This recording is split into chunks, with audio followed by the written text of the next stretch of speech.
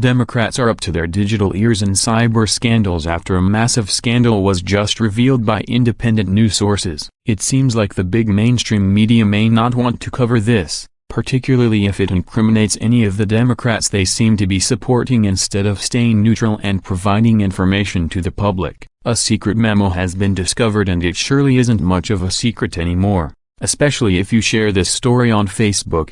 And it looks like there was a whole smorgasbord of IT security violations going on. The Daily Caller News Foundation broke the story and numerous outlets picked it up. Of course, most of them were independent sources, much like this one. The story dives a bit deeper into the scandal on their site, but we grabbed an excerpt for you to sample a taste of the violations and see what it's like to take a sip of the secret memo tea. I bet it tastes a lot better than the liberal Kool-Aid that people keep drinking. If this doesn't open your eyes to some of the dirt going on under the fingernails of the government, then I'm not sure what will. As reported by DCNF, a secret memo marked urgent detailed how the House Democratic Caucus's server went missing soon after it became evidence in a cybersecurity probe. The secret memo also said more than 40 House offices may have been victims of IT security violations. In the memo, Congress's top law enforcement official, Sergeant-at-Arms Paul Irving, along with Chief Administrative Officer Phil Kiko,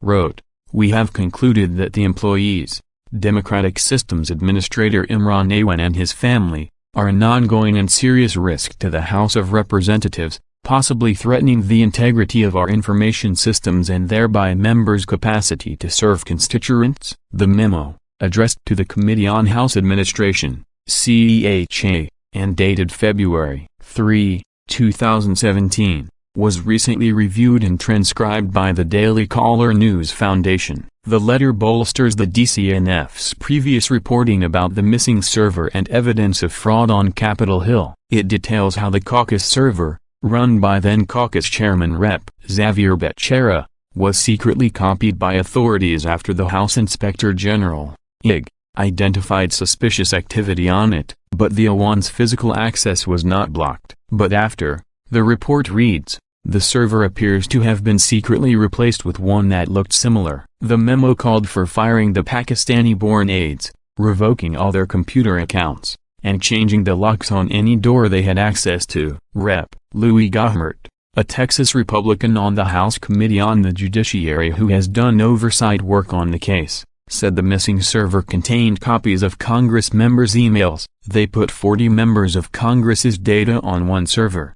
That server, with that serial number, has disappeared, he said. Multiple sources connected to the investigation told the DCNF that shortly after a NIG report came out identifying the House Democratic Caucus server as key evidence in a criminal probe, the evidence was stolen. They, the Awans, deliberately turned over a fake server to falsify evidence. One official close to the CHA alleged it was a breach. The data was completely out of members' possession. President Donald Trump referenced the Democratic Caucus missing server in a tweet, but because the letter to the CHA was kept secret, many news outlets have not grasped that the House's top cop documented a missing server connected to the Democratic Caucus. The timeline laid out in the letter also shows that Becerra, now California's Democratic Attorney General, failed to ensure that the Awans didn't have access to House computer systems during the 2016 election, which was wrought with cybersecurity scandals. A NIG presentation from September 2016 shows that Becerra knew of problems months before the server disappeared. The caucus chief of staff requested one of the shared employees to not provide IT services or access their computers.